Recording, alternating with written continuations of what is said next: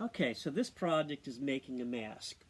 So what I'm going to do is show you some basic ideas. You know, the mask is, your mask is going to be based on what your idea for your superpower or ability is going to be. In other words, you're making a mask that theoretically will give you a superpower, right? Or an ability. It'll give you some kind of special ability. So you see, in order to start, I'm taking a newspaper, and I'm going to lay my piece of clay on here because I want to give my mask a sort of a convex shape to it.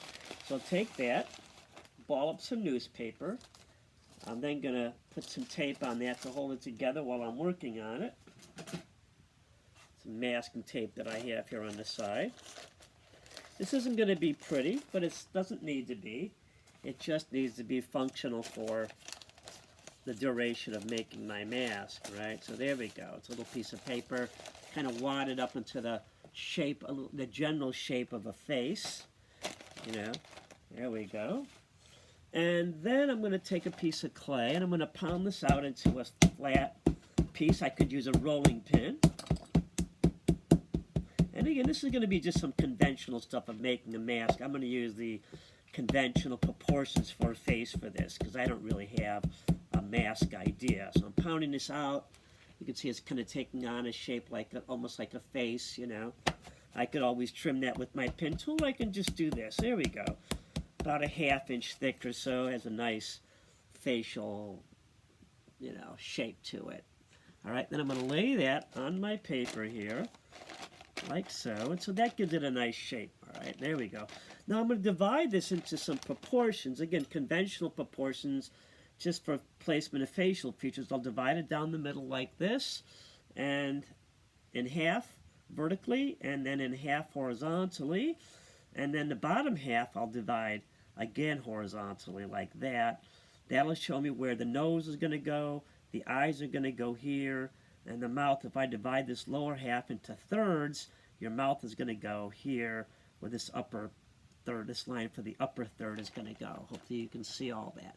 This gives me, again, rather conventional proportions for a face. All right, so there we go. Now, what I'm going to do is just start in the middle where these lines are, and I'm going to take a piece of clay and shape it into a nose. Again, just taking a piece of clay, I'm slamming it on my wear board here, shaping it a little bit. I trim it a little bit with my pin tool, and it'll just give me a typical sort of nose shape to it. I'm going to push my thumbs into it like this. If you can see that. You know, this is, again, rather conventional ideas, but, you know, your mask can be whatever you want it to be. It can have a nose or not. It can have a big nose, a little nose. It can have 2 holes for a nose. I'll take a little water here, score and slip this on here. There we go. Anyway, I just want to show you enough to get you started here. You know, masks in different cultures. Now, when it comes to eyes, I'm going to draw 5 circles across here. 1 in the middle, and enough for 5 circles. 1, 2, 3, 4, 5. And what that does is it gives you the kind of spacing for your eyes and the size. You know, again, your eyes can be huge eyes, but this is, again, based on a conventional idea of portraiture. All right, like that. And then I'm going to take this tool and push it in here for the inside corner of the eye, the outside corner of the eye, like that. Curve it under a little bit. So I'm creating an eye socket there with a little eyeball in it. All right, very simple, conventional, boring perhaps even. And then I can make little add-ons, little coils for the filium, that little groove under your nose. I'm going to shape that with a couple little coils. Again, I should be scoring and slipping these, but I'm trying to keep this video short. And then I'm going to roll out a bigger coil for the mouth. I'll take my tool here, create the corners of the mouth, like that.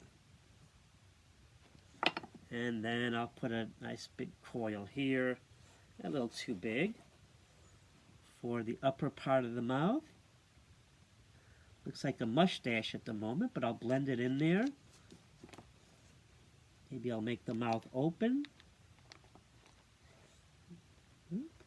Alright, interesting ideas.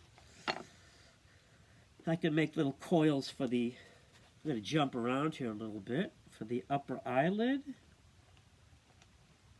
for the eye. Your eyes are set into your eye sockets, but also slightly up. So that means there's going to be a little bit of curve at the bottom of them like that.